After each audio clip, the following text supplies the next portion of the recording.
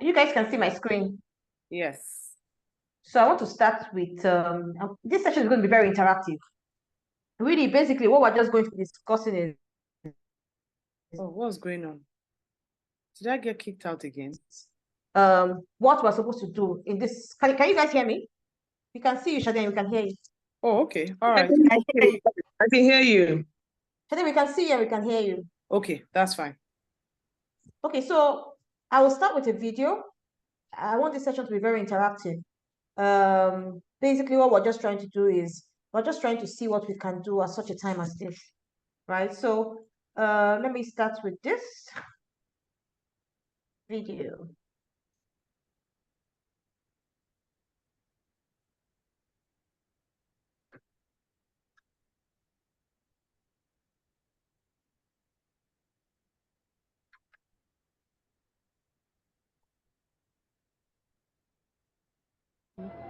Can we hear?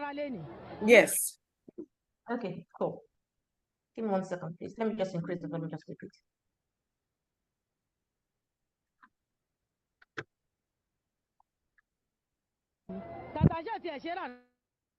rárá lẹ́nìí yìí ń tààrà lẹ́nìí tó bá jẹ́ pé ní sọ̀wọ́ ni mẹ́ta la máa tà wọ́n náírà méjì wọ́n náírà bá ṣe máa tà ní ẹ̀sìn wọ́n wà tó jẹ́ pọ̀jà better life òun ló jẹ́ ká lè bá ṣe lè yìí so tòmátì yẹn gan tòmátì eléso ẹ̀ tí wá ní tòmátì tiwa lélẹ̀ kì í ṣe ti mọ́là tòmátì oko dẹ̀rẹ̀ ó wọ́n gan ni tí kì í ṣe kékeré ṣùgbọ́n torí ti better life òun la ṣe tà bá ṣe tà bù pọ́kúlẹ̀ owó ẹ̀ la bù pàápàá apẹ̀rẹ̀ mẹ́ta So I don't know, for those of us that know Yoruba here, basically what this woman is saying is she's basically talking of the hardship, and she's referring to perishable goods, tomato, pepper, and if we saw the year on that video, that was 1990. So the foundation we're just trying to lay here is it has always been tough. That's the honest truth. Nothing is new. I mean, this is 1990. A child that was born in 1990 to 30 something, right? And we hear today, what we're hearing today is not new. So if we keep telling ourselves, if we keep telling it's tough, things are really tight, right now it's just survival, there's always been a time of just survival. And that's why your financial freedom actually starts from your mindset. It is not tied to how the economy is doing. It is not tied to how much salary you earn. It is not tied to, how much income you're making. It is tied to how disciplined you are, how you train your mind to believe that you're going to soar.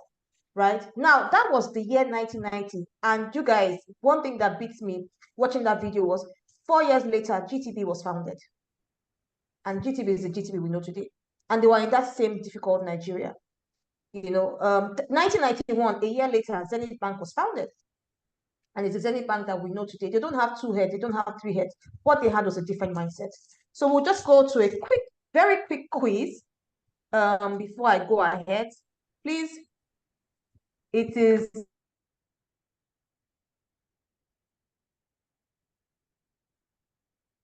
this from my end? Okay.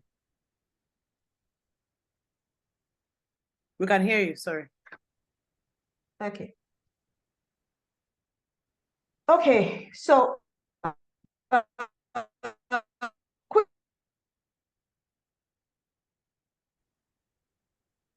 please, can we all see my screen? No. We can see you. Okay, sorry. Let me share my screen then. I think I stopped sharing.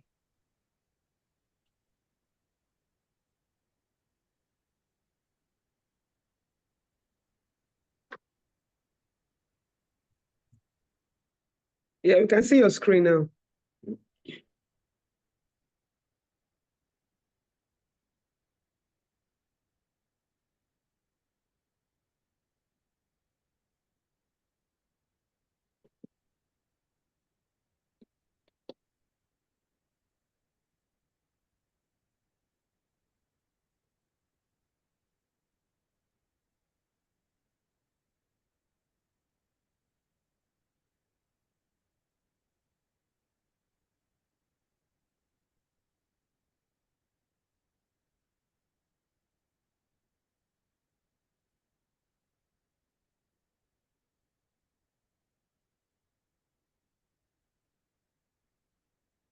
Sorry, a call came in. I'm so sorry, guys. No worries.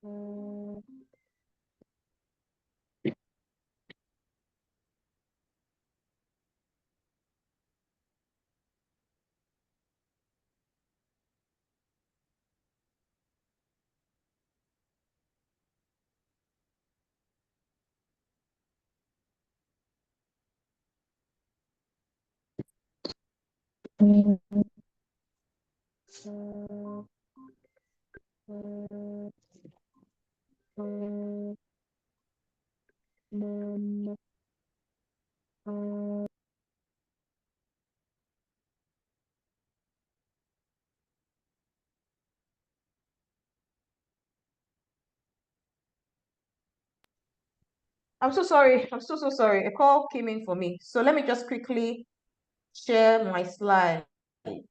Yep. Okay, so quiz time, right? Would you rather have $1 million today or a penny every day doubled for the next 30 days? Let me read that question again. Would you rather have $1 million today or a penny every day doubled for the next 30 days? So please, let me hear your answers. Let me get your feedback. We can drop our answers in the chat group. What would you rather have? $1 million today or a penny doubled each day for 30 days? And let me know why you are picking a particular answer. So anybody, yes, I can see something in the chat group. Let me quickly look into it. Thank you, CEO. A penny every day. CEO, please, why? Tell us. Oh, compounding value. Awesome. Any other person wants to tell us why?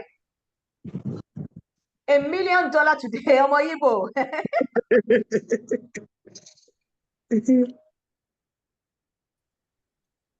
million today. If you want immediate value for money, sharp, I can turn it over. Give me the money now, right? So right? We see Mompreneur is telling us she will second CEO. So I want to believe she's saying that because of compounding interest. Yes, So let's just okay, so please just keep your answers coming in. While we're keeping the answers coming in, we will just quickly watch the video as well. Just a quick video as well. So yes.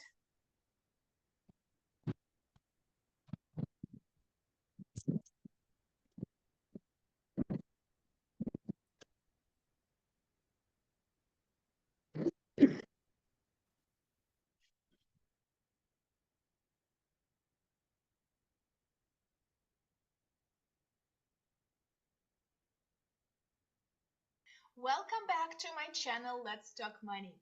Today, I would like to talk about money, specifically about the compound interest. I'll explain how it works through an example. So here's the $1 million question. Would you rather have $1 million now or 1 penny with its value doubled every day for 30 days? Think about it. Again, would you rather have $1 million now or 1 penny with its value doubled? Feel free to comment your answer and keep watching this video until the end to find out the results. And let's see how this works.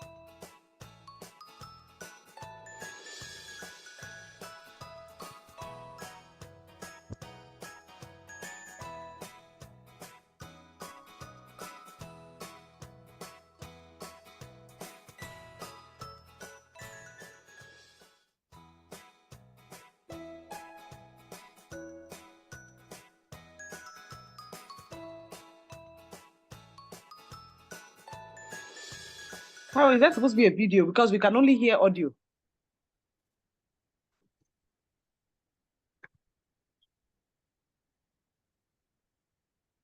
Oh, sorry, you can only hear audio. We can only hear It's a audio. video.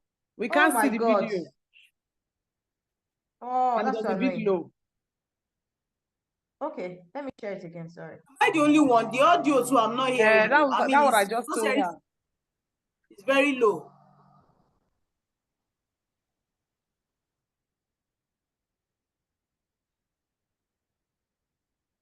Welcome back to my channel. Please, can we see the video now? No, we can't.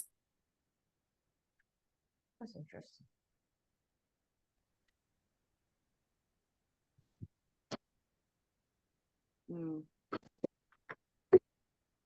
It's just the audio we can hear.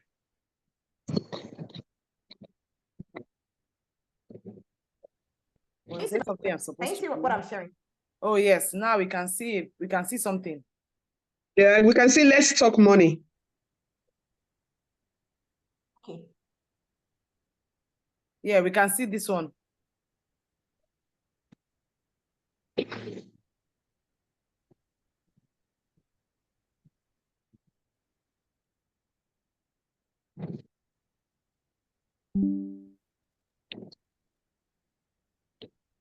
Okay, but now we can see, we cannot hear.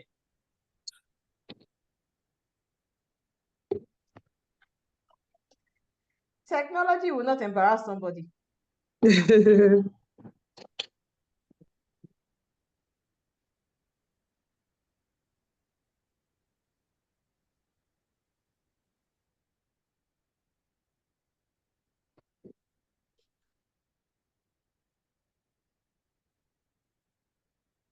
Can we still see my screen? Yeah, we can see the screen. Okay. Here's the $1 million question. So let me try. Welcome back to my channel, Let's Talk Money. Today, Can we hear Okay. I now? would like to talk I about can hear that. Okay, we can hear now, but just increase the volume.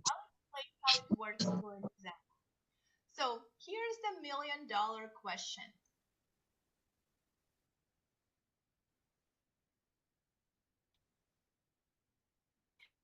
Would you rather have $1 million now or 1 penny with its value doubled every day for 30 days? Think about it. Again, would you rather have $1 million now or 1 penny with its value doubled? Feel free to comment your answer and keep watching this video until the end to find out the results. And let's see how this works.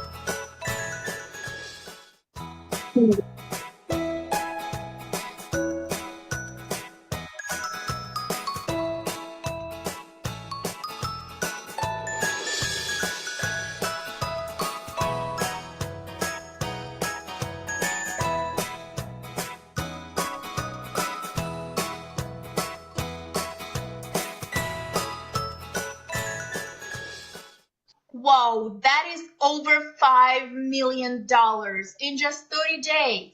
In the beginning, Okay, it so certainly looked as if the a first time I million. watched this video, I was wowed. So like I said earlier on, it's there's no wrong or there's no right answer, right?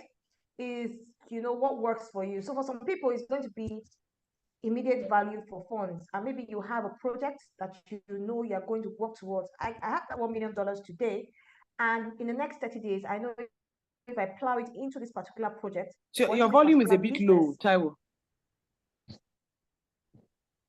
Is it just me? Can anybody hear her? Well, only you, me. I could hear her, but not loud enough. Yes, not Yes, I loud. have to move. Oh, okay, so better.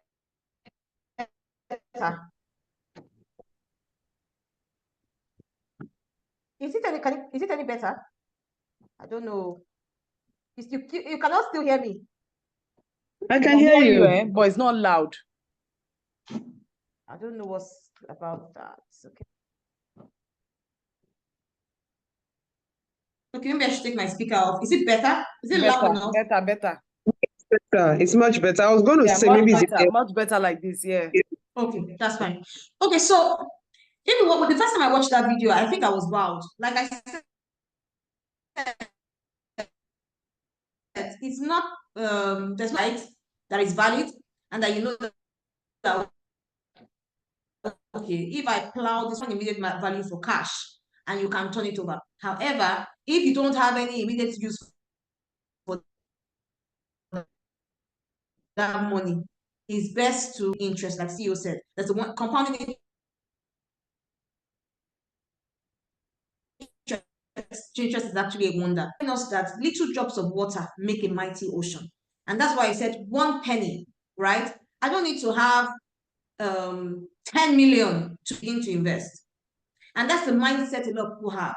I don't need to have a huge sum of money to begin to invest, right? I might need that huge sum of money to, fulfill a project or start a business, but to start investing, you actually don't need so much.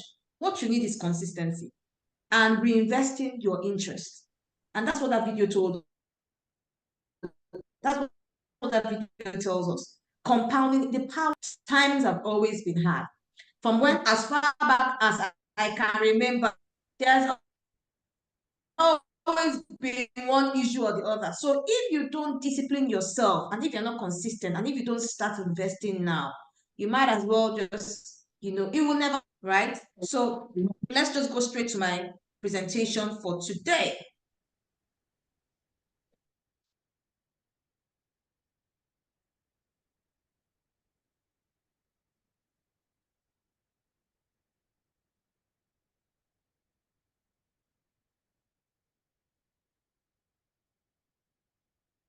So today's topic was centered around building wealth over time and navigating economic downtimes. How do you protect your finance? One of the first things I already said is starting small. No matter how little it is, start small and be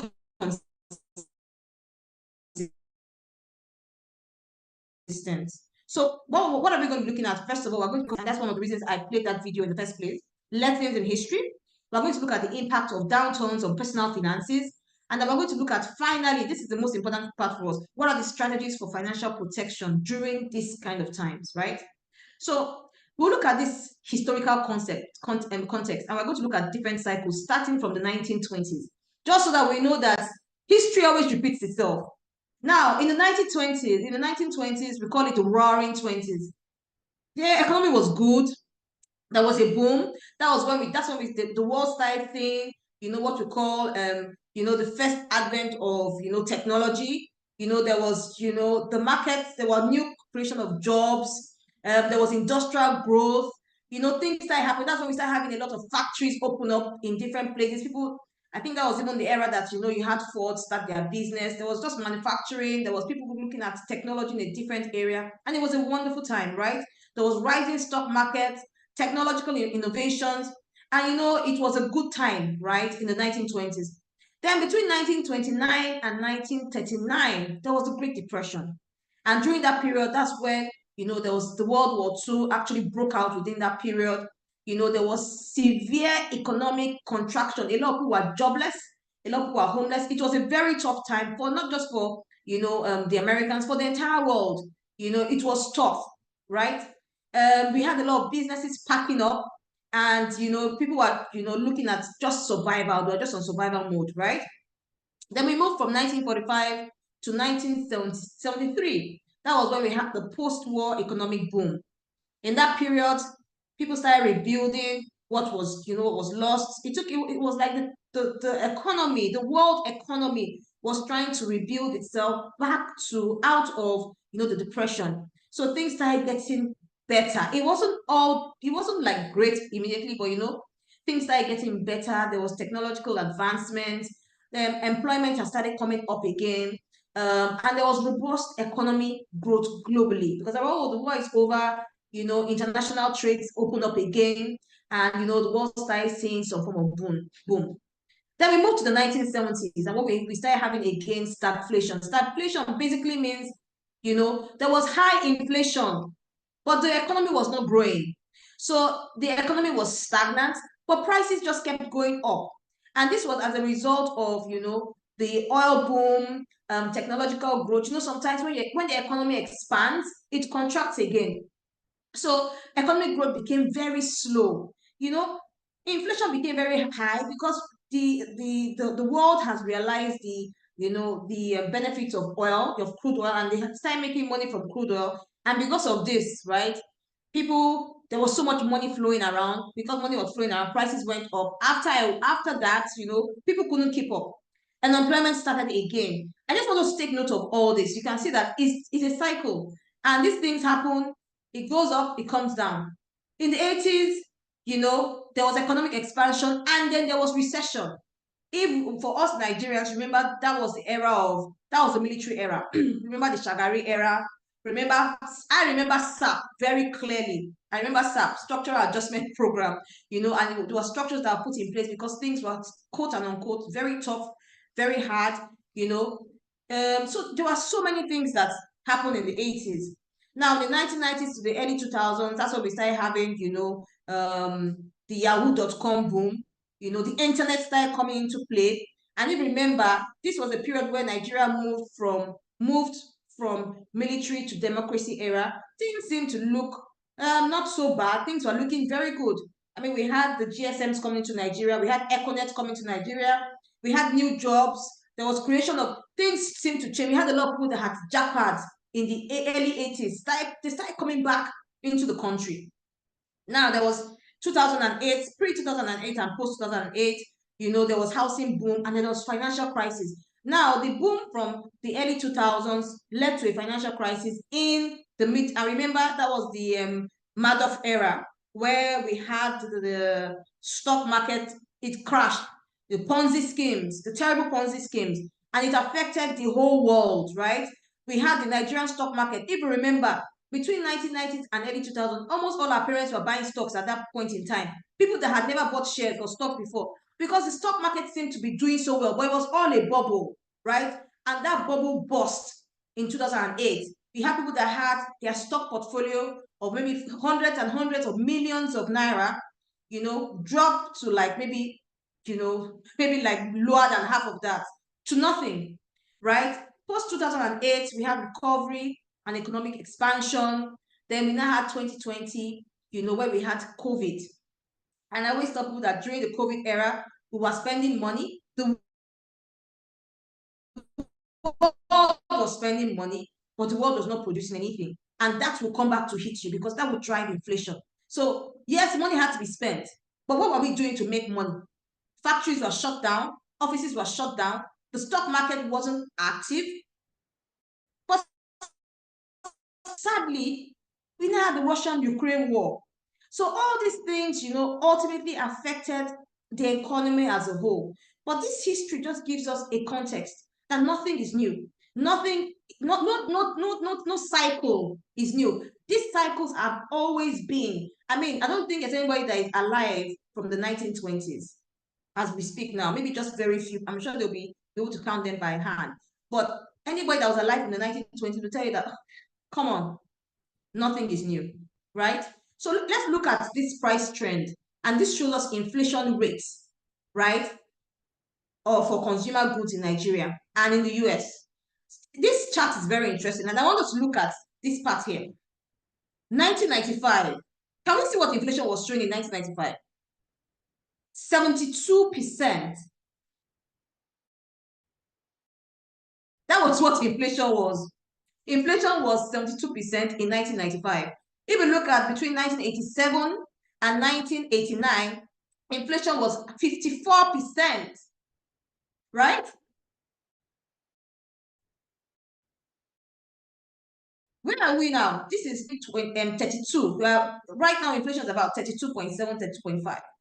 But if you ask any Nigerian now, they'll say, things are so bad. Prices in the market, this one is that one. But guess what? This is even half of where we were at some point in 1993, between 1993 and 1995. And this is the era that Dangote blew. This is the era that some other people came out billionaires. So as investors or as humans, at any economic period, any economic downtime, what we should be looking at is opportunities. And what we should be looking at is our mindset. Don't go with the herd mentality, saying that it is so bad, because it has been worse.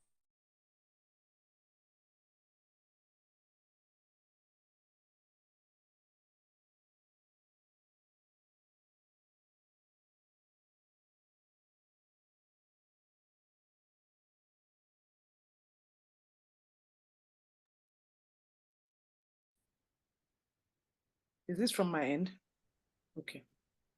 Can you guys hear me? Sorry. Okay, we can hear now. We can Yeah, hear now. we lost it. Yeah, we can hear now. Okay. Okay.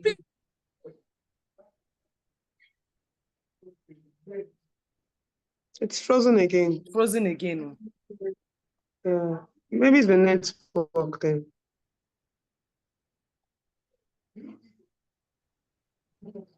Let me change my network. Yeah. But we can hear you now. Let me try and change my network. Okay.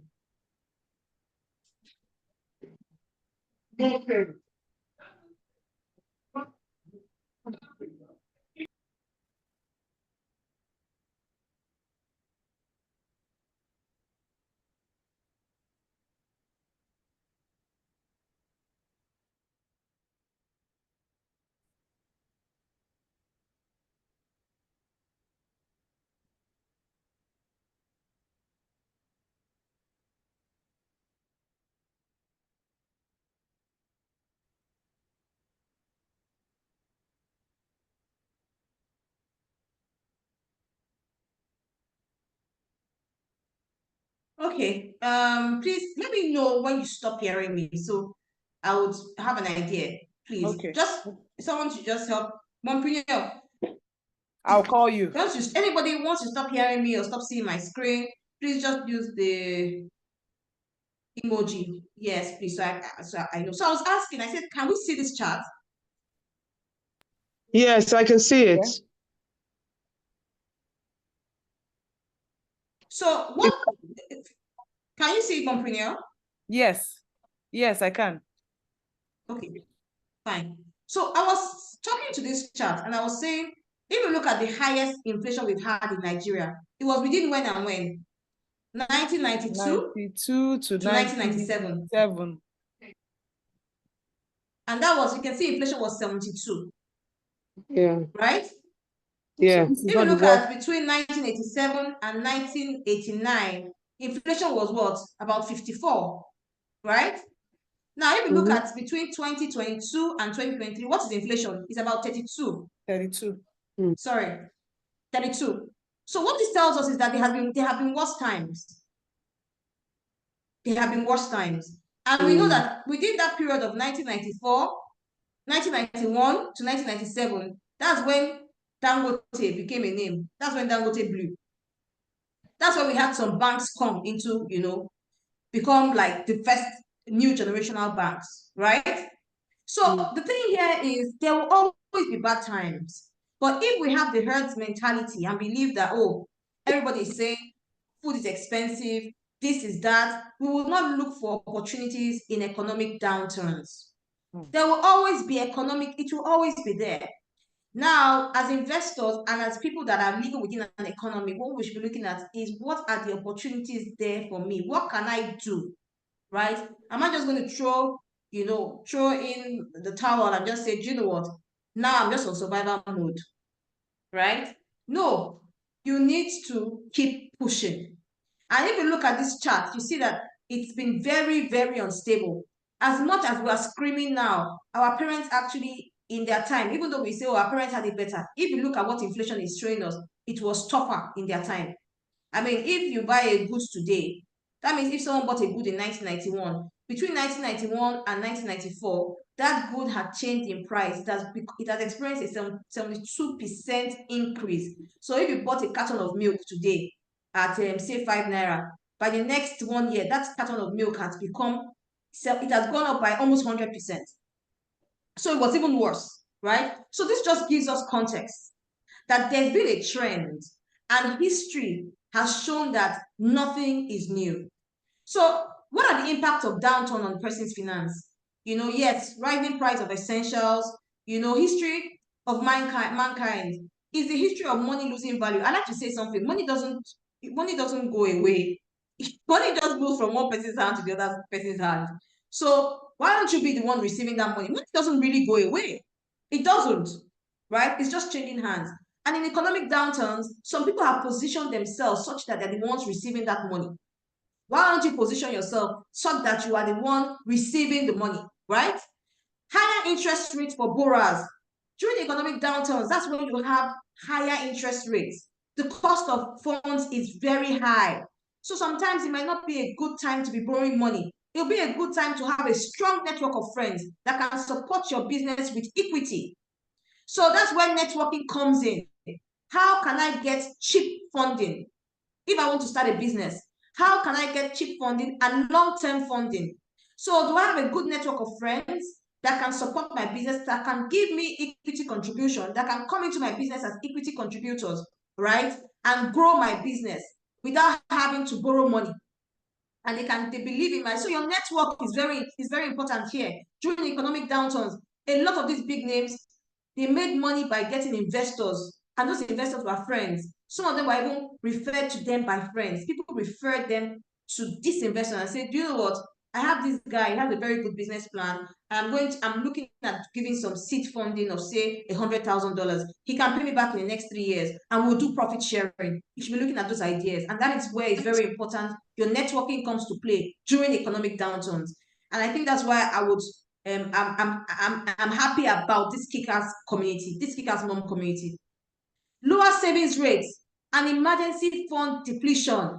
Now most people are on survival mode. You're just thinking to yourself that, look, I beg, whatever is going to happen now, I just want to survive. Saving money, the returns on saving money might not be so great because interest rates are high, right? Now, deposit rates on your savings might not be as juicy as you expect. It will never match what you are getting as for borrowing money out, right? And most importantly, I think this is the one that is most important for me, increased mental stress and financial anxiety. A lot of people are battling with financial anxiety. A whole lot of people. Oh, how am I going to pay my children's school fees? In fact, you're thinking 10 years ahead. Oh, I want them to school outside the country. What am I going to do? Where are we going to get the money from? So the financial anxiety, and these are the things, these are the impact of, down times in the economy on people. Please, if we have questions, you can just drop it in the chat box, right? Or you can even stop me and ask me. So how do you protect yourself? Now we're going to the solutions. How can I help myself? How do I protect myself during this period? Now, this is a quote, from the known, what's his name? Sorry. Warren Buffett.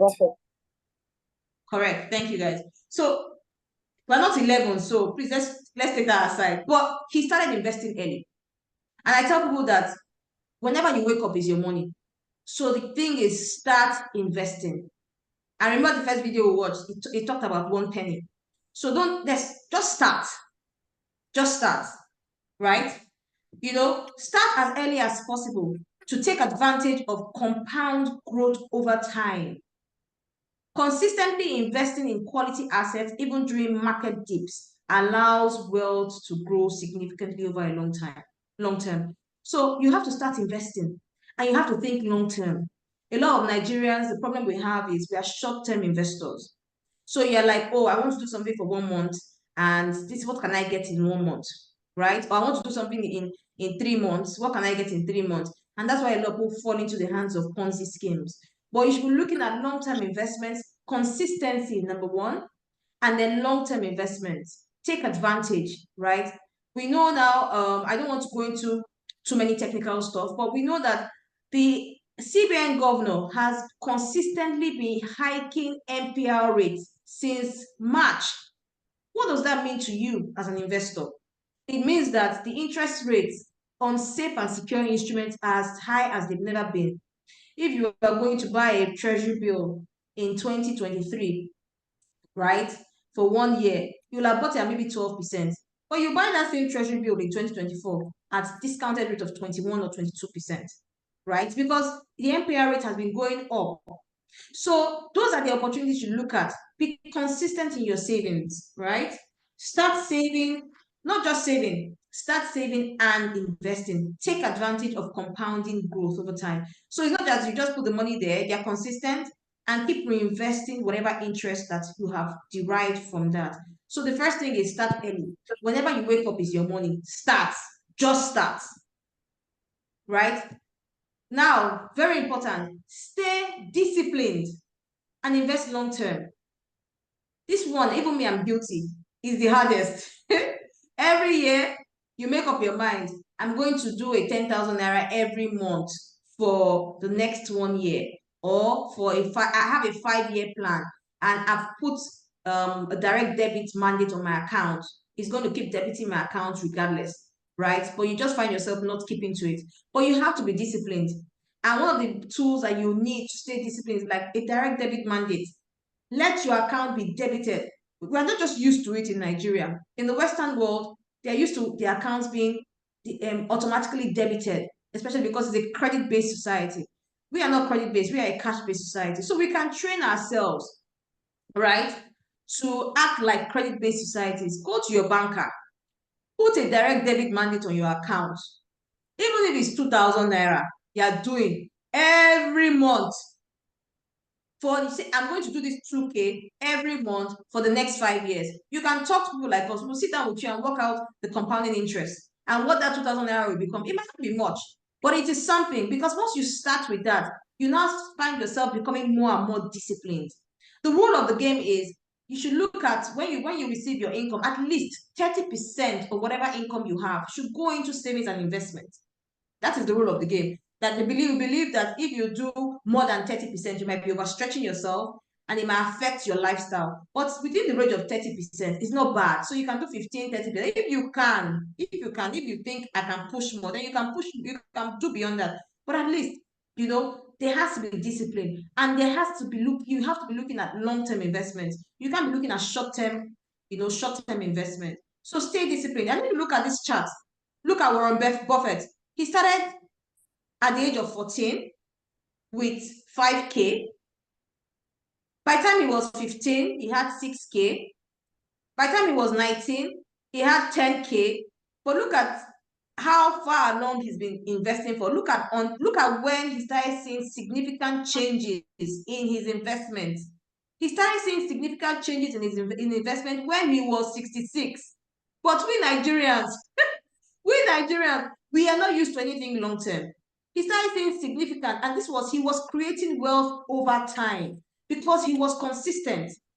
And what he was doing basically was, at some point, he even stopped. It was not as if he was buying the stocks. He was just reinvesting the returns from his investment. Look, by the time he was 66, we can see he had 17 billion. Sorry, he even started seeing, I would say he started seeing major changes from the age of, let's say, 37. Because if I'm 37 and I have 10 million in my investment, I'm balling.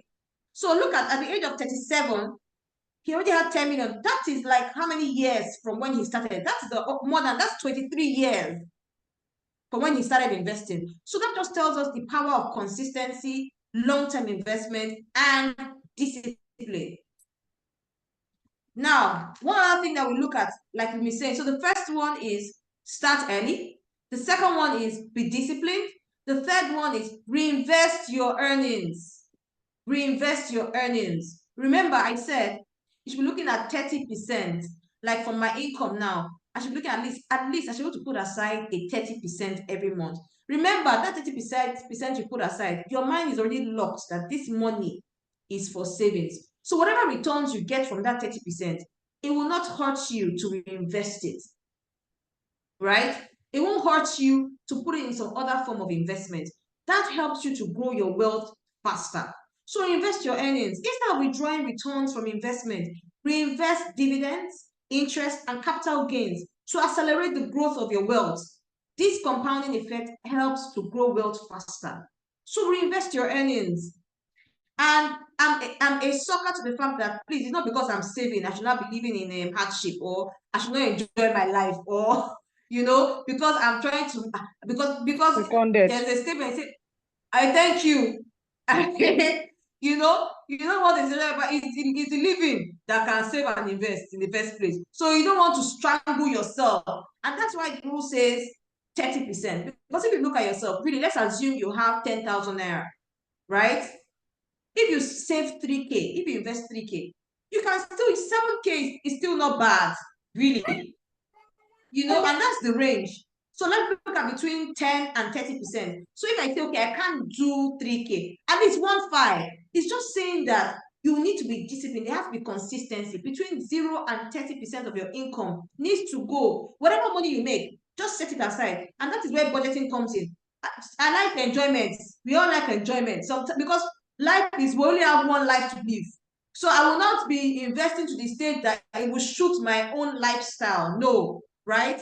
So obviously, and that's where budgeting comes in. You set aside funds for pleasure. Some people, what we advise some clients to do is on their earnings from their investments, right?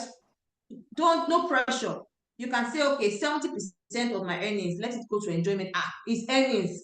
The remaining 30%, you can reinvest it, right?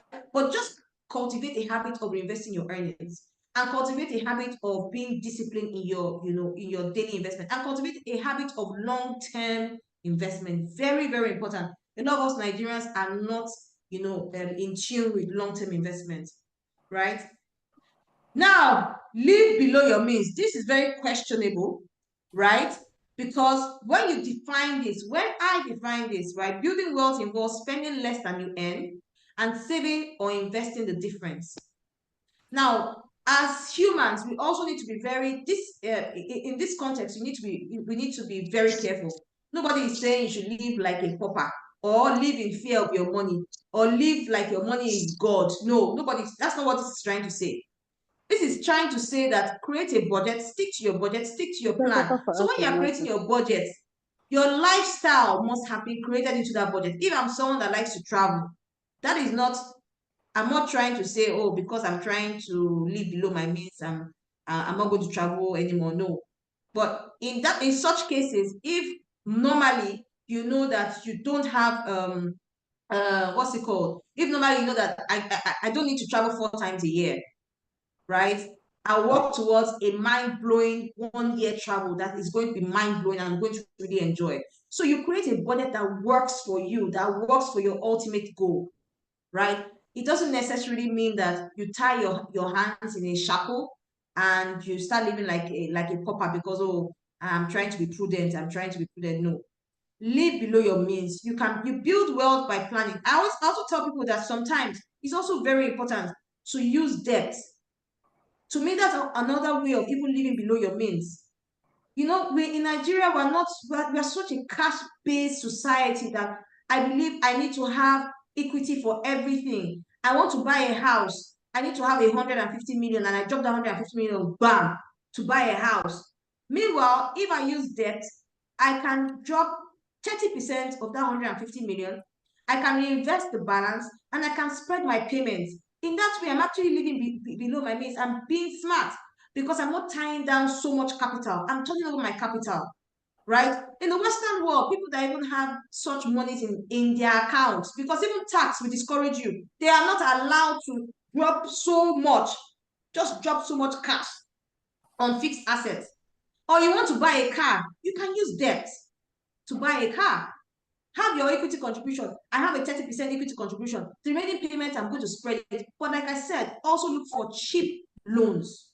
So those are the ways you can live. Or you can even say for my trip for this year, because I am someone that, because of health reasons, or because of my size, I'm not trying to be arrogant. I'm not trying to be stubborn. I have to, if I'm traveling long, if I'm doing long distance, I need to be in first class or business class because I need room space for my leg.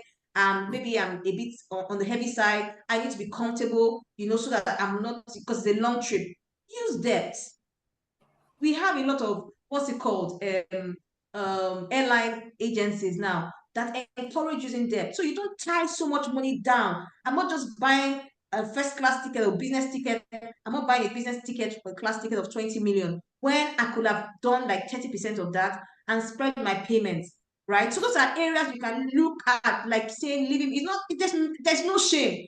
In Nigeria, we hear people say, Bohori Chakara is owing money around the world. There's no shame in owing money, right? If you can use debt to leverage your wealth, please use debt. Now, this is very important, and this is where Omoibo, I do like this for you. Create multiple streams of income. In fact, all the Kickass moms, I'm in love with all our Kickass moms. Everybody has a side hustle. There's a side hustle. I know it's tough. It can be tough, but create multiple income streams. There are ways we can do this. Talk to people. And one thing we have going for us in this Nigeria that we take for granted is, oh my God, our population, it is a gift. Our population is a gift because we have so many people. If you want to sell something, as long as it's a necessity, you will get people to buy it. Just be innovative.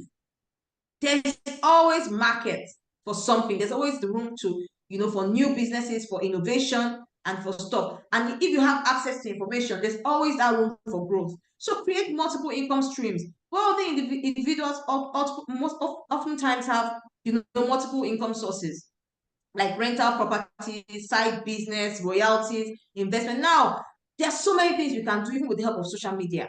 We need to start thinking outside the box. We need to start thinking, oh, I need some additional streams of income. If you are someone that has always been interested in numbers, and learn trading. How can I trade?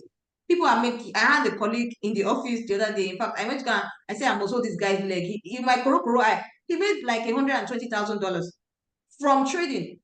And this is something he was just learning, right?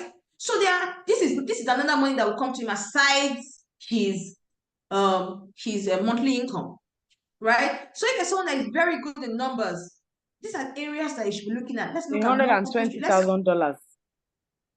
Yes. I'm trying to wrap my head around that. Yes. Right?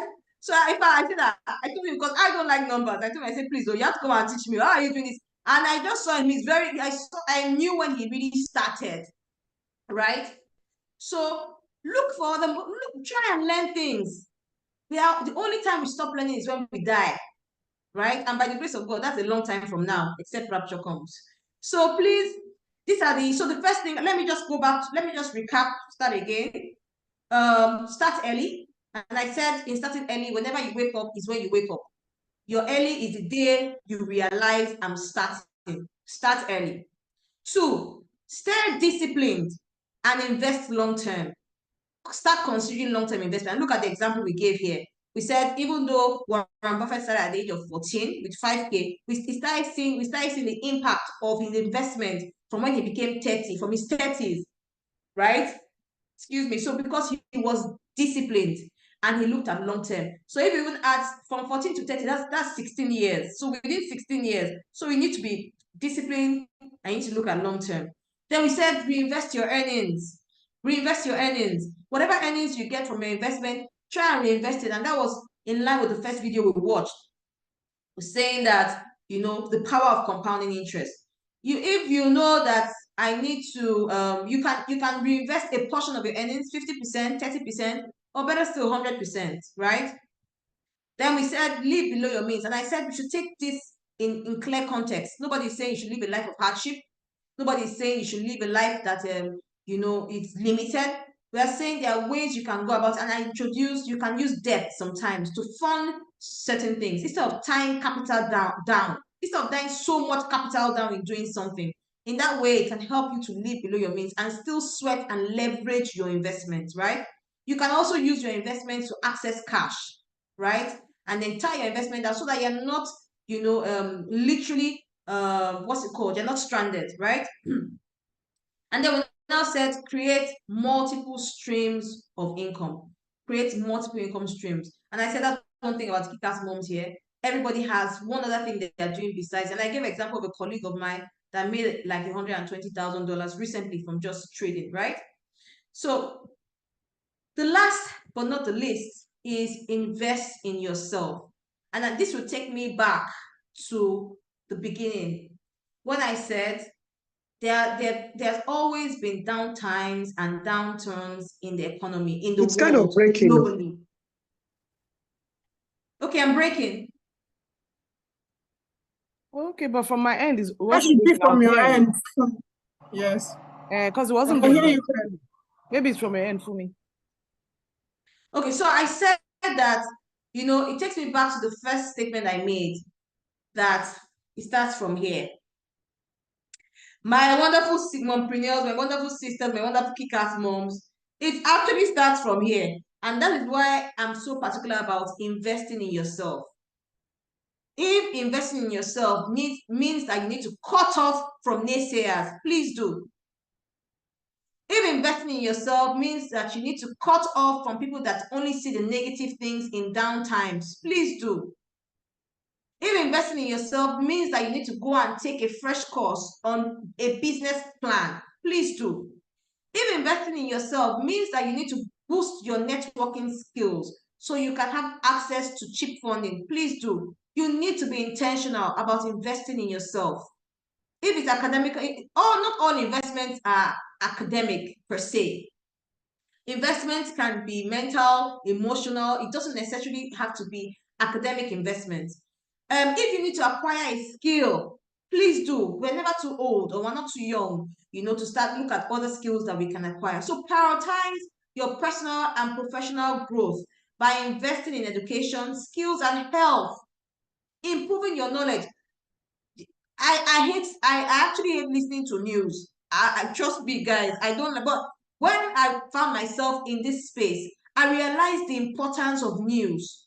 How one single action or one particular news can affect the stock market so much. And if you have access to that information, you have made so much money. So I just found out that I have no choice. Even though I don't listen to it, I have updates. So I follow some pages that will just give me updates. I try to listen to all those young research guys in my office that have any updates, that I can just have. So I've created a system around it that is not as stressful as serious, where I can just be getting flash updates and like, okay, this is what is happening. So invest in yourself, get information. When let us, for Nigerians, we're not particular about, what is our unemployment rate in this country. Nobody pays attention to those things. What is our inflation rate? What is our NPR? Oh, the MPC is meeting. The Monetary Policy Committee is meeting. What are the decisions they made? Let us just try and pay attention to these things, because when you pay attention to it, you can take informed decisions. If you can't, ask your friends that are within that space, what is happening, anything that is happening, can we know? You just tell us, and give us a summary. These things are important. The Americans, sadly, in our country, we don't even encourage these things even in schools. I just started learning it as an adult, right? In the Americans, in the Western world, they know, even the little children know what is going on. They know they're not farm payroll. They know if the feds have cut the rate, if the feds increase the rate, they know the impact of the rate on. They know those things because those things help them to make informed decisions. So please invest in yourself, boost yourself with information. there was a Netflix movie I watched, documentary series I watched I think yesterday, and I think I'll recommend it for all of us. It's titled, I think, The Myth of Shopping, something like that. And it was focused on, Amazon, and how Amazon became who they were today, and how, they leveraged on, you know, the they leveraged on the economy and grew their business, and the impact, negative impact it has had, right? So it's very important for us to get information. What Amazon did basically was they just got information. The new oil in this generation is data. Fill yourself with as much information as you can fill yourself with. So thank you guys. That is all for today. I will just, sorry, give me 1 second.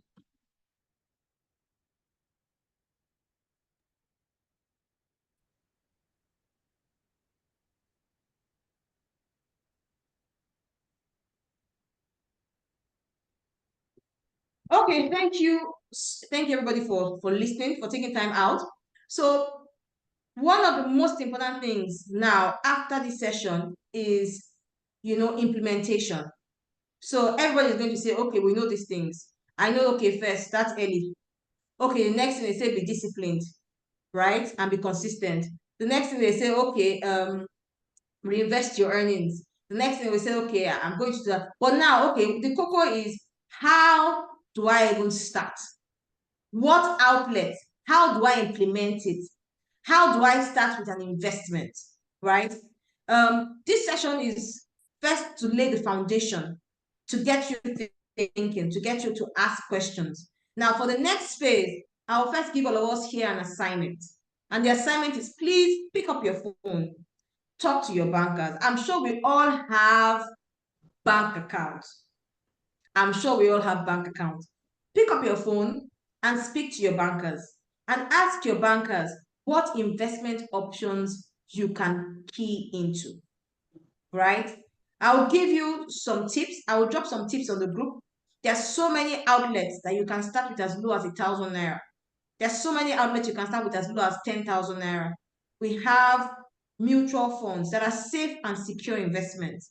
We have government-rated mutual funds that you can start with and build your investment from there. And from there, you can now decide to go into more complicated and sophisticated investments like bonds, like bills, like Euro bonds, right? You can start now thinking of dollar investments, but you need to start from somewhere, and starting small.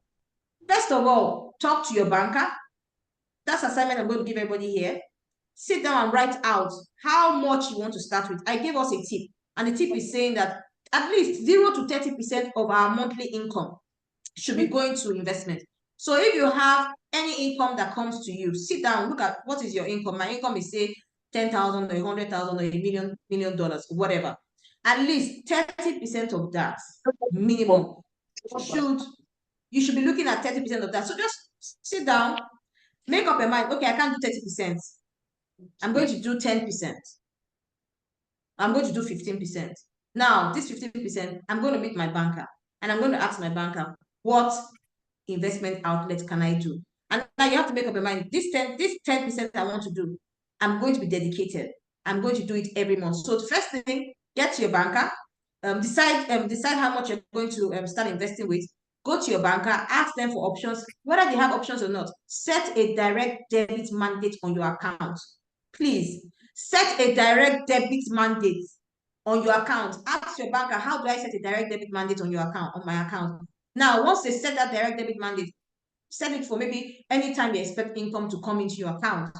And then let that money be set aside every month or periodically, depends on what works for you. If it's every month, every 3 months, every 90 days, every 180 days. So that is the next assignment I'm going to give us now. So that when next we are speaking together, I want to say, okay, at least I have set aside, since the last time we spoke, I have a 30,000 naira somewhere that is fresh additional savings, right? And it's because I have set a direct debit mandate on my account. I've spoken to my banker, and now I'm looking at doing maybe a mutual fund, a money market mutual fund. Or now I'm looking at doing a dollar investment. This money I saved, I've changed it to dollar, and I'm looking at doing a dollar investment. or I've set XYZ amounts aside, and I'm looking at doing it for the next 6 years. So please, that's the assignment I will give us. And then the next time we'll be talking of different investment outlets. So how do you key into this investment outlet and start, having this interest that you can reinvest? So thank you all. Thank you all so much for taking time out to listen to me. It was a pleasure being here. Please let me know if you have questions, comments, contributions, or, yeah. All right, thank you. Thank you everyone for joining. If anybody has any questions, yeah, you can ask your question now. Okay, Bukola? So my question is the bank the best option? I mean, for this, do banks really have, their interest rates, are they really the best option for us to start with? Because me, I really want to do it, but is it the bank that is the best option? Or is it insurance? Because I know insurance, so they have their own different packages too. So which one is better for us? Thank you very much. Bukola, that's a wonderful question. So I like the way you said, is it the banks or insurance? I want us to get something right. Insurance is a product. And what insurance is selling is insuring either your life or your goods or something, right? It is not an investment. Okay. So I want us to get They that have right. investments now. So what the insurance firms have is, and they call it a life insurance that you're supposed, but they just encourage long-term savings, right? And in the long run, what happens is that, God forbid, anything happens to that person within that period of time, you get a certain amount. But if nothing happens to you and you are dedicated in putting that money every month, you will get your money at the end of 10 years or 5 years with some little interest on it. And most times, if you look at the returns on it, it's ridiculous. It's like 2%, 3%, or 4%, right? Because the real aim of insurance is to protect something. That is the real aim. So anybody that benefits from insurance is, God forbid, the person dies before the person has finished doing that. Someone has only done 3 or 4 or 5 payments, or someone has only done 3 or 4 or 5 payments, and it's still their car. That is the person that will benefit from it, right? So it's not really on interest bearing, right? Fine. So it's good for you to have insurance. Is wonderful. But in Nigeria, the only way they could sell insurance, because as Nigerians, we don't believe in insurance. So the only way they could sell insurance was to package it as if it's an investment, right? So if you want to go ahead. So let me ask something. I want clarity in this thing, because me, I know that unless I hear bank now, maybe they now have something that I've not heard about. Because bank interest now, insurance they have on normal savings, but they also have these things they call I've forgotten what they call it. Targets, like when you have education plan, that's like what they do, education trust, or even abroad. Right? So most times the interests are high. Of course, it's long-term investments. I know a little bit. So the calculation is higher than what I know in the bank. So they have different, but they have normal savings, which of course is almost like the bank. That's like 2%. But this other one, of course, depending on your age too. And the time, how long they have those ones. But this one, yeah, like all the annuity and co-abi. Annuity is even, that one is this one. They have they have what they call I forgot what they have, endowment plan. It's different from normal saving, and so those are long-term plans. But really, the interest rate for me, because I've compared the two, I really want to do them, but I'm just looking at which one. Bank for me. Unless they have something different that I've not heard about. Now that you're saying we should go to them, maybe I will ask them and see. But so let me tell you, has been offering on this while has been low. So the truth is, I will not lie to you, the commercial banks don't really have products and I think that is one of the things that really affected the Nigerian investors market. That's the honest truth. So one of the things why I'm even saying go to your bankers is because the first thing I want us to do is set up a direct debit mandate on our account. That's the first thing. So you have a commercial bank account, the account you use the most, the account that you get your money in the most. Go and set up a direct debit mandate on that account first. That this account, every 24th or every 25th, my account is debited of 50,000. And this 50,000 is going into XYZ account, account, a receiving account. Now that is savings. Now the next step is investment. And that's why I said you talk to your banker. Most times when you talk to your banker, the most they will tell you is fixed deposit. And the truth is that the banker will tell you for you to do fixed deposit, you need to have at least 500,000 or something. And when they tell you the interest on it, it's ridiculous, right? Ridiculous, exactly. So that's why I said it's actually ridiculous. So that's why I said when you do that, when you do the first step of setting the money aside, that one is even the first step. Set the direct debit mandate on your account.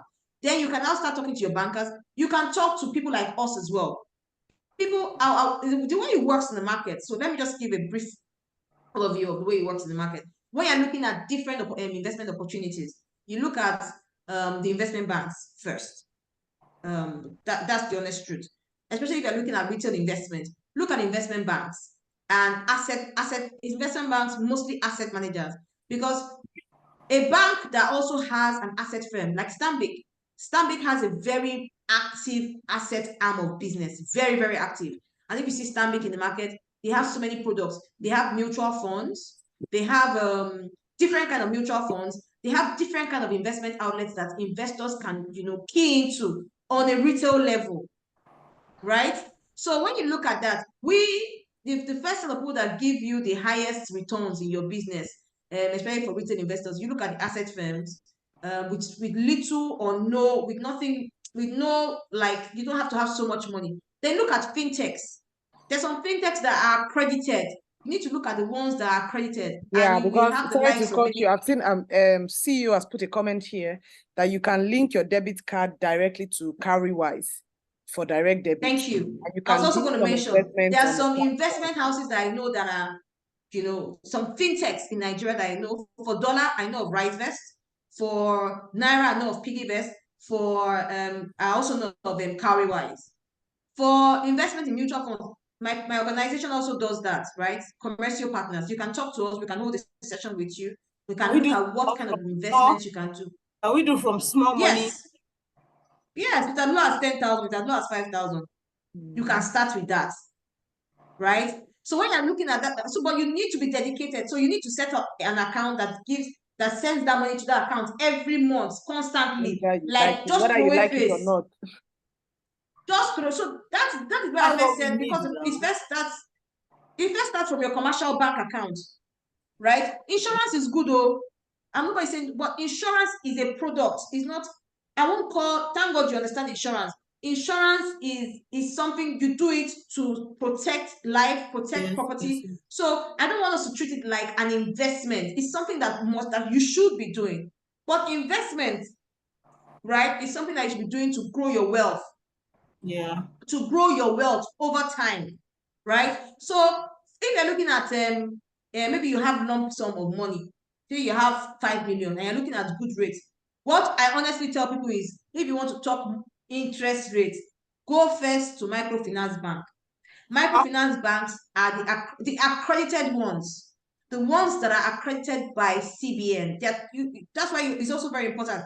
I don't want to start delving into other things. One of the sessions we also hold people is looking at red flags, how to avoid Ponzi schemes, how to know what is regulated and what is not regulated. But in the cadre of rates, microfinance banks, they give higher rates. Why? Because a microfinance bank will collect your 1 million naira and it will give it to Taiwo, right, for 6 months at a 5% flat every month.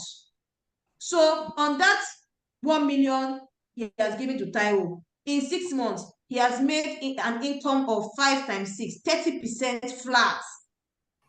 If I didn't pay until at the end of 1 year, the microfinance bank made 60%. Meanwhile, for you, he can give you, let's say, okay, I can give you that 1 million, give me that 1 million for 1 year.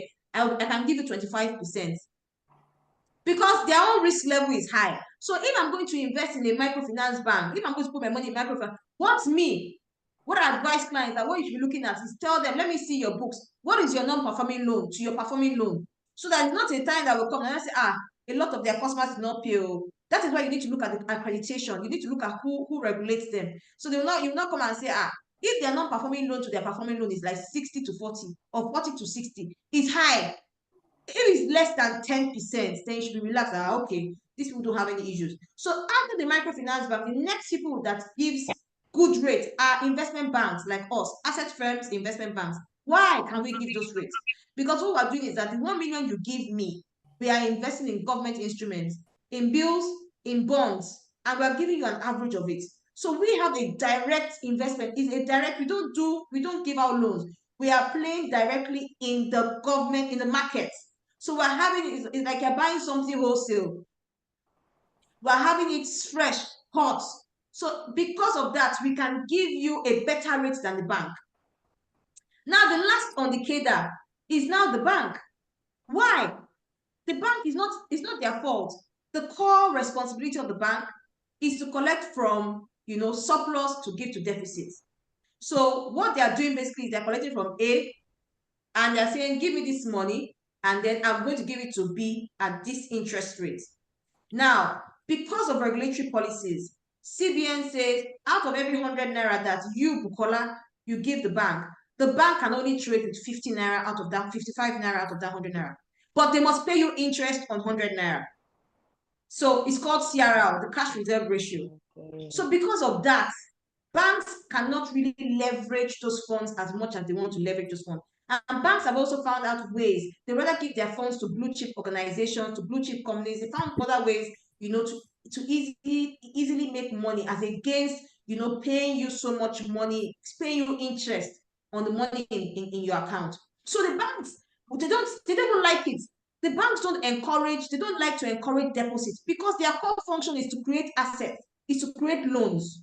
So even though we say the Nigerian banks are not giving out money, they are giving out money, but they're just not giving out to retail customers. They're not giving out to they're not doing consumer loans. They're giving out to the blue chips. They're giving out to the top names. Dangote. Thank you. They're giving out to the big names. So when you want to look at, and that is why I said in the last slide, I said invest in yourself. Information is key, right? These are the kind of information we should have. I had a lot of clients this year that have never done treasury bills before, do treasury bills this year for the first time, with as low as 1 million naira, right? I had some clients lower than 1 million naira invest in the mutual funds, and they still got the same benefits. Their commercial papers, I had some clients that I was able to advise through this commercial paper. You are going to, it's something that makes sense because this year, remember what we said, cost of fund went up. So you have people, for example, I'll give an example. A Dangote raised funds last year through a commercial paper at 14% per annum. What it basically means is that Dangote came to the public and said, I have a commercial paper. If you are interested, I'm AAA rated. If you are interested, buy my commercial paper. And it was oversubscribed. People bought it. Now he raised that money at 16%. If he had gone to the bank without any collateral, without any loan, he raised from our public, remember I said one thing that we have in this country going forward is our population. He raised from the general public, right? For 270 days. And when he raised that money, if you compare it to him going to the bank, where he will have paid 27% per annum, I mean, he raised it at 14% or 15% per annum. Now, in this same 2023, the same Dangote came into the market, but because of the economic downturn, because of the way things were, because of the hike in NPR rate, that same Dangote was now raising money for 27%.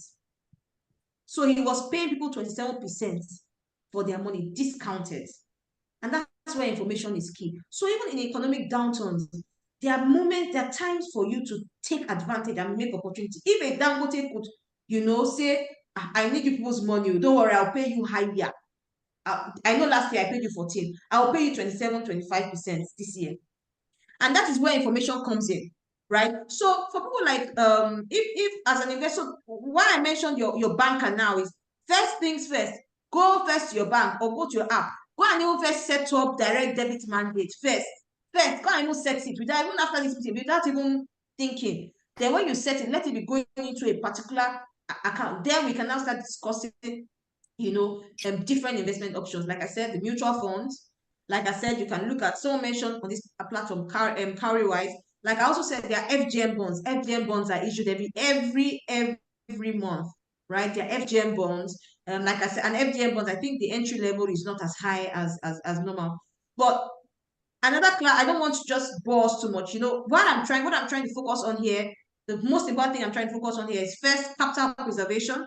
Whatever investment you're going to do right now, you need to be sure your capital is safe. I know I gave an example of my friend that made $120,000. What he did was a very high risk investment. He could have also made minus $120,000. So now what we're looking at, when we are starting small, we need to first look at saving, preserving what we have. So we are looking at safe, secure investment. And that's why I'm giving you this outlet. Safe, secure investment. Now, in the course of building wealth over time, we can now begin to test our risk appetite and start knowing that, okay, I can take some level of risk. I can do something else. I can become like an equity investor and a debt investor in XYZ kind of investment. But for now, for starting now, we need to look at safe, secure investments. And that's why I mentioned those 3 outlets. Either go to your commercial bank, where the rates are abysmal. Come to investment banks like us, where we can discuss very competitive rates with you, starting with the mutual fund. Also try with the fintech apps. And I mentioned 2. Those are the only 2 that I can recommend. Piggyvest and Cowrywise. Those are the only 2 I can recommend. They're actually my clients. Those are the 2 I can recommend. And RiseVest for dollars, right? RiseVest, I think you can start with as low as $100, right? And then microfinance banks. But for the microfinance bank, I said it's very important that you look at the tier 1 microfinance banks. Please don't just go and put your money in any microfinance bank, because you never know. If you are going to take that risk, please request to see their financials.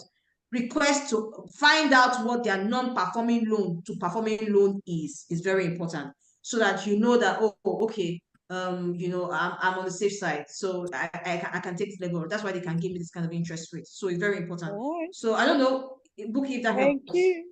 Yeah, thank you. Thank you, everyone. Yes, CEO says just stay with the unicorns. Oh. Yeah, very important. Just stay with the unicorns. Yeah, and Modupe also says insurance is about risk management, though they have investment packages to suit your needs as well, like endowment funds. Banks also have packages, but it's not usually open to the public, so you have to make inquiries and let them know what you want. Okay, right. So let me just say this as well. I need to clarify this. So for endowment funds, the way the endowment fund works basically is you have, so we sometimes set up endowment funds for some clients, but usually they're usually like maybe institutional clients or HNIs. Endowment funds is that you have a goal. So you can actually set up an endowment fund for yourself. You have a goal, you have a target that you want to meet. In the next 10 years, I want to achieve 100 million, right? So what investment do I have to do now? And what equity contribution do I have to do? And at what interest rate do I have to do this to achieve this fixed amount in the next 10 years? Most times, what people usually do, the outlet most people use are usually bonds, government bonds. So you key into maybe a government bond of maybe 50 years government bond, or 20 years or 10 years government bond. And it tells you today, Bukola or Mompreneur, Mofolushade or Modupe, you need to put today, you need to put in like 50 million or 10 million or 1 million. If you put in this 10 million or 1 million, with the returns at XYZ, 15% per annum, consistently, right? Reinvesting that return, you are going to hit the 10 million mark in 2025. So you can actually sit down with Excel and set up a mini endowment fund for you. The only challenge there is just walk around, play around what interest rates. And I always advise people to play around very interest rates that are very realistic, between 10 to 15%.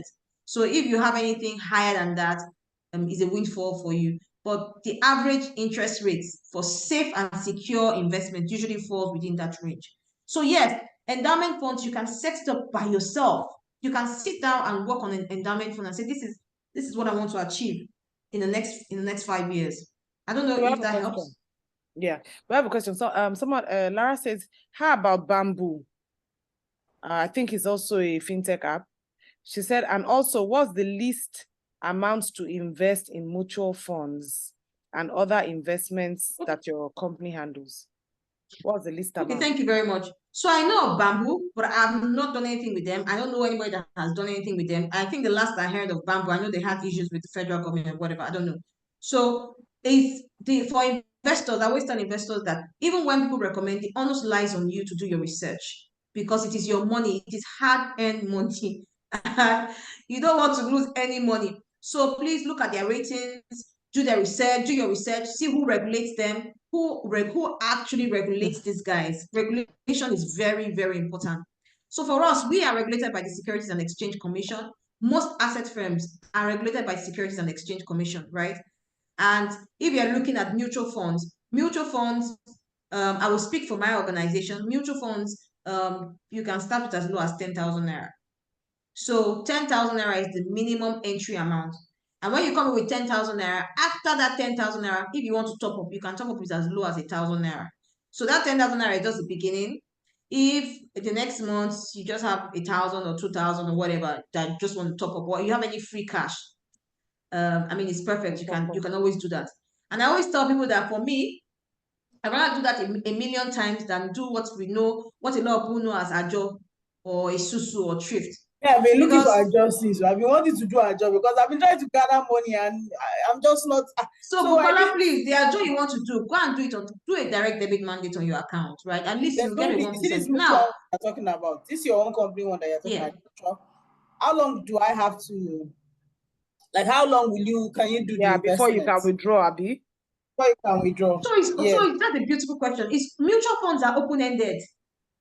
You don't have to do it long. It's up to you, right? So it's like a savings account or like a current account that earns interest. So once you open a mutual fund account, let's say you open with 10,000 naira today, right? And tomorrow you want to take your money back, right? You can withdraw your money. However, the interest you've earned, there's going to be a charge on that interest and it's 10%. So we tell people that once you come into a mutual fund, the first 30 days, we advise that you don't withdraw your money. After that first 30 days, you can withdraw your money whenever you want to withdraw your money without having any charge. I don't know if that makes sense. So, yes, but we need something that will never allow us to withdraw money. Because that temptation of money, we need something that will not allow us to withdraw the money. So anywhere is demand on deposit. It is your money. No bank can say, or no financial institution. So that is where your own individual discipline comes in, right? So because I have people that have been running mutual funds to me for at least 5 years, and and I'm telling you, these people know that they're market women. They're so dedicated, very dedicated. There's a particular woman that she started doing a mutual fund with me like since 2018. The only time she came to withdraw money was recently because she needed to pay her child's school fees. And she had access to it. So she had been doing 10,000, 15,000, 20,000. Sometimes she will have lumps money, she'll do 100,000. But she just puts, so all the interest that was accruing was just recapitalizing. And when she was going to withdraw the money, she was happy. She was actually happy at what she saw. It wasn't like it was out of this world great, but it was something that she was happy about, right? So even though we say, oh, the mutual fund is created to be flexible, number one, it's also created to help you with long-term, short-term savings. So if I have, instead of me doing a job, I always tell people if you are doing a job, I advise people that please be the first person to collect money. I beg people. Don't be number, if you are 5 or you are 6, don't be number 6. Be number 1. Now you first collect money. Why? Because you have an immediate value for cash. In fact, collect that money and go and put it in an investment if you don't know what you want to use it for. Because what a job does for you is it ultimately gives you back your principal. And when you put inflation into play with a job, what you have is lower. Because I'll tell you for free, what we bought, if we are 8 people doing a job, I'll tell you for free that in January, what I could buy in January with 100,000, I cannot buy it now with that same money. In month 8, I can't buy with 100,000 naira. Correct? So why would I time my money? Why would I be tying my commitments down? Be committing a particular amount of money every month just to get lower than what I've been committing? Because that's what you're doing. The smartest in the team is the first person to collect. Because that person can take immediate decisions now. That person has immediate value for cash. Inflation has not hit that money. Right? So instead of me to do a job, why don't I put my money in a place that even if it's giving you 1% return? Because a job doesn't give you any return. In fact, there are some people that do a job that they remove some small charges. Why don't I put my money in a place that I can get, even if it's a 1%, a 1.5% every day? I'm earning interest every day. And it's helping me to grow my wealth. So that is my opinion. I'm not saying don't do, but if you are going to do, please be number 1 to collect. Don't say that I don't need that money, I don't want to spend it, or I don't want to spend it. Let me wait till, let me be the last, I will collect. Please collect that money, discipline yourself, throw it Or in a just mutual put fund it in mutual account, funds. and leave it there till month 8, please. All right. The phone call I Right. received this morning was about somebody that did a job in 2 places, and 2 places when they chop her money groceries. Both Imagine. lamentation that I heard this morning, Honestly. both ways, after suffering to do their job. Wow.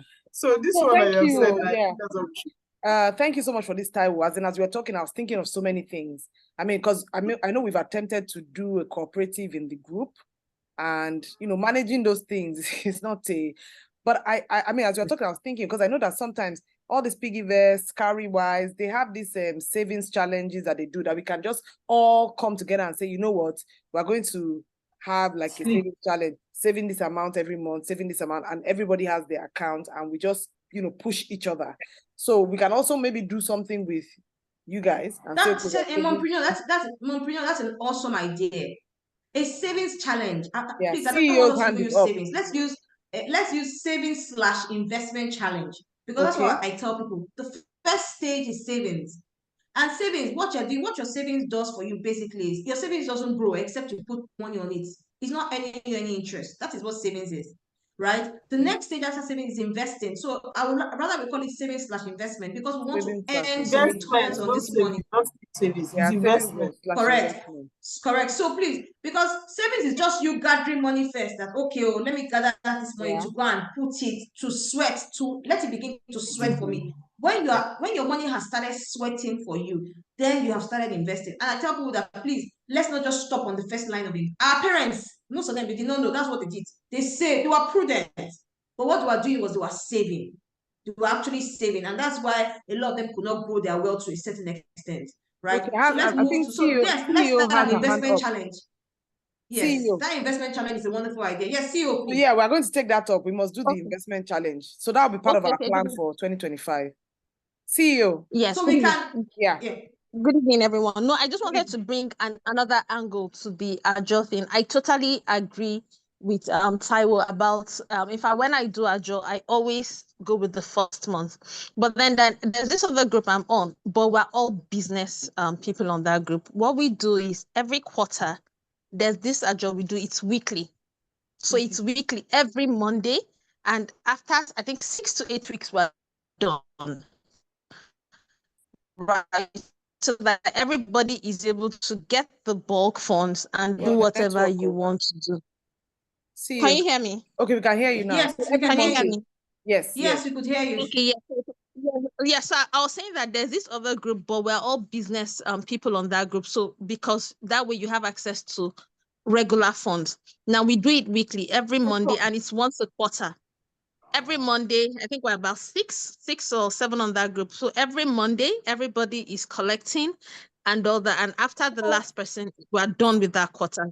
Now, what that has done is it has helped us have access to that bulk fund that you would have otherwise maybe had gone to a bank or somewhere, right? And so I've been able to use the funds for some major projects, right? So that's another angle, but it's only easy if you're in business. If you're in salary, it's going to be very tough. So that's another. Yeah, thank you so much, CEO. Thank you so much, CEO. In fact, this just buttressed what we were saying in the presentation earlier when we talked about having access to cheap funding. Now, what you're doing there, basically, your investment is the business, right? So that's, people have a going concern, there's a business. So what you're doing is, and I think I spoke about this, I said having access to cheap funding via equity, that's actually funding your business via debt, even almost via equity, which is very smart. And I love this idea because, you're getting money that you're not paying any interest on, and it is being plowed directly into a particular business, which is awesome.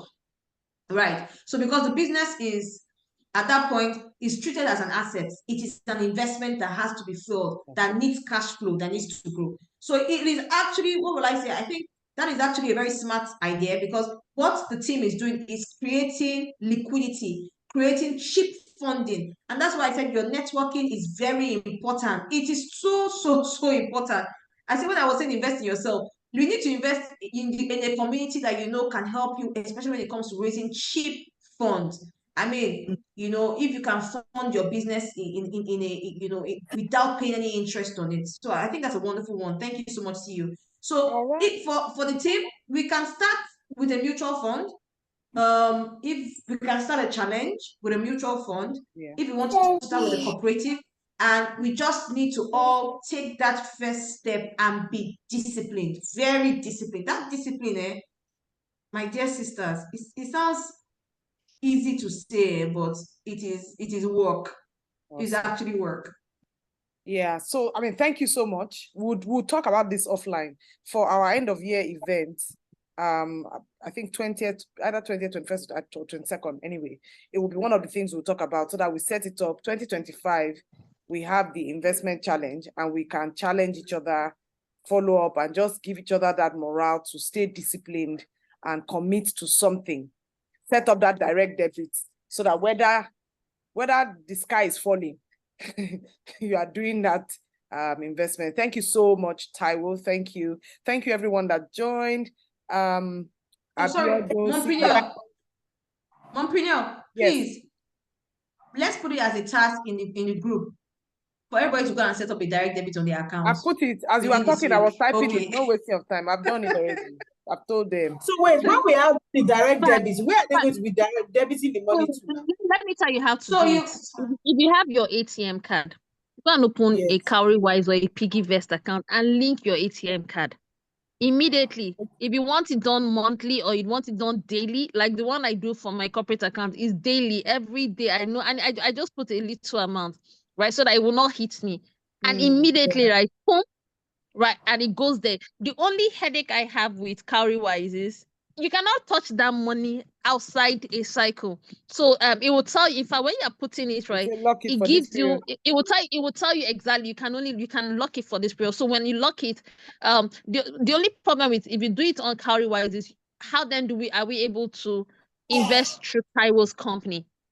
But Cowrywise helps me pull out that funds, and I have it. Yeah, if we say first quarter, we do it, we draw per quarter. Exactly. In fact, I don't even know how to leave Cowrywise because as I'm withdrawing, I must set a new date for my next savings. That's how it's been automated like that.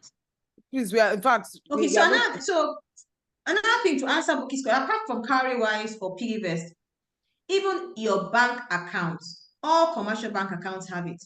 There's a target account. GTB has it.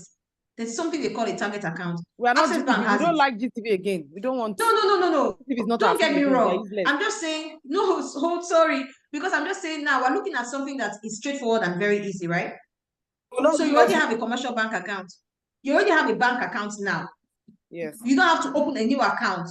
So the first step, go and do a direct debit on that account to go into that your same account, but it has created a target account for you. Once that target account is created, you can move that money from there and move it to a Cowrywise or a PiggyVest or a or a mutual fund with my organization.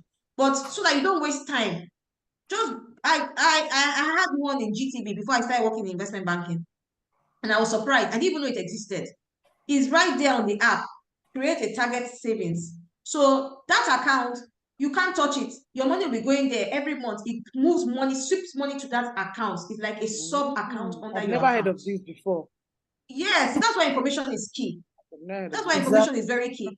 So it's a sub account under your commercial bank account, and it has interest. It might not be much. It might be 5% or 6% or something, but it is there. Yes. It is actually there. So once you start that, so before you start thinking, because that's what we always think, it's always the time frame and the delay. Oh, I have to go and download app. I have to go and open account. I have to go and fill form. That will now, you realize that has taken 1 week. It has taken 2 weeks. Before you know it, time is going. 1 month has gone. So I already have an account now. On that account, what can I do within the immediate? And within the immediate is create a sub account. Go to your banker. Even on your app, it is there. Just create that sub account that is collecting money from your main account and putting it aside, dropping it into that sub account with interest on it. Okay. Okay, we're on it. Okay, people. Thank you so much, everyone. Thank you, Biodu CEO, Modupe, Bukola, Hundeyi, Bukola, Usowo. I see Grace Wabara here. Thank you. Hi. Thank you, Alura, Aduni, Fumi, and Bimbola. Even though you came towards the end, Sha, but thank you. It was good to see you. Let me see. Bookie, I see you. The two bookies, I see you. Yeah, thank you, Grace. Thank you. All right, everyone. So yeah, I mean, thank you, Olayinka. Thank you, Lashe. Thank you, our baby. so the last session for the year is next Sunday. That will be having the stroke survivor coming to talk to us, and then we'll work towards our end of year events, you know, so that we can plan, prepare, and also just share gratitude for this year and prepare for 2025. I love you all. Good night. Love you too. Bye. Bye. Love you. Good night. Thank you, Tayo. Bye. Bye-bye. Good night. Bye. Bye. Good night. Bye. Bye-bye. Bye. Bye. Bye.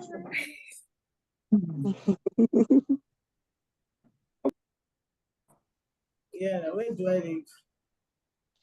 Let me go and look for that thing on GTB.